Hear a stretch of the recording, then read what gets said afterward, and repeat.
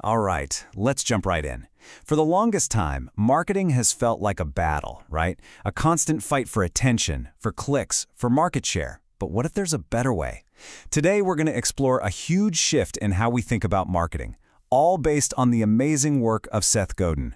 It's time to learn how to make change happen. Really think about that question for a second. For decades, the marketer's playbook was pretty simple. Just shout louder, interrupt more often, and basically steal people's attention. But let's be real. In a world with infinite choices and practically zero patience, that whole playbook is just broken. And this is the fundamental shift. We're moving away from that old style of marketing. You know, the kind that feels spammy, selfish, and just yells at everyone hoping someone will listen.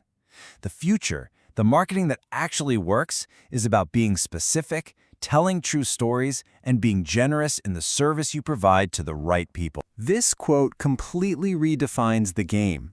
See, effective marketing stops being about solving your company's problem, like needing more sales. Instead, it becomes about generously, truly helping someone solve their problem. It's not a transaction, it's an act of service. So, where do we start with this new approach? Well, it begins by not trying to reach everyone. It's about being brave enough to be specific, to find your little corner of the universe and just serve those people with an absolute obsession. Now, this is probably going to feel super counterintuitive, but it's the absolute core of this whole idea. We're all trained to chase that huge 90% slice, right? The biggest audience possible. But chasing mass just makes you average and easy to ignore. The real magic, the growth, the change you want to make, it all starts by obsessing over that tiny little slice, your smallest viable market. This is the question that forces you to focus. If you could only delight a few hundred people, or maybe a few thousand, you'd choose them very, very carefully, wouldn't you? You'd obsess over their dreams and their needs. You wouldn't waste their time, and you definitely wouldn't take them for granted. Just think about how powerful that statement is. Choosing your customer isn't just a marketing tactic. No way. It's a massive strategic decision that designs the entire future of your work. You are literally building the foundation for your own success.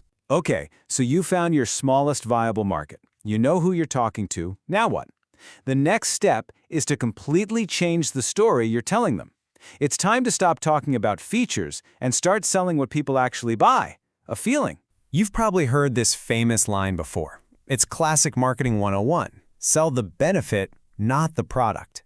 But what Godin argues is that this idea, as smart as it is, doesn't go nearly far enough. It barely scratches the surface. Let's really follow this story all the way to the end. Nobody wants a hole. They want the shelf that the hole makes possible. But actually, they want the feeling of satisfaction they get from an uncluttered room. Or maybe it's the status and respect they get from their family for a job well done. That's what they're really buying. And that's the real key here. It doesn't matter if you sell software or coffee or coaching, you are in the business of delivering a feeling. Belonging, connection, peace of mind, status. The thing you sell is just the souvenir they take home to remember that feeling. Okay, so we know who we're serving and we know the feeling we're selling them.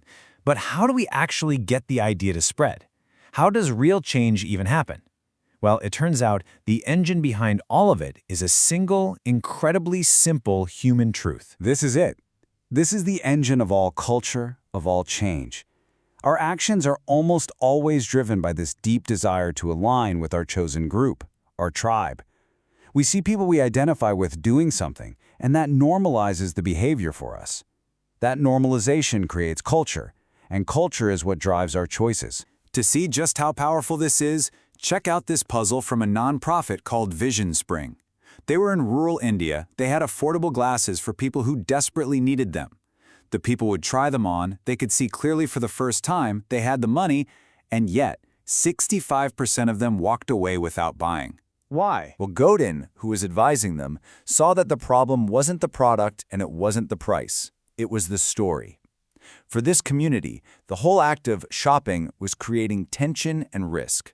So he suggested they change just one tiny thing in the process. So instead of asking people to buy the glasses, which is a story about gaining something new, they just gave the glasses to everyone who needed them. Then, after a few minutes, they'd say, hey, if you want to keep them, it's just a few dollars. If not, no worries, we'll take them back. All of a sudden, the story wasn't about gain, it was about avoiding a loss. And the result? Sales doubled, just like that. So what does all this mean for you? For the creator, the builder, the leader out there with an idea that you know matters? It means it is your turn to make a change. It means we have to recognize that the old ways are done. Your quarterly sales goal is not an excuse to spam people. Your insecurity about your project is not a permit to hustle me or my friends.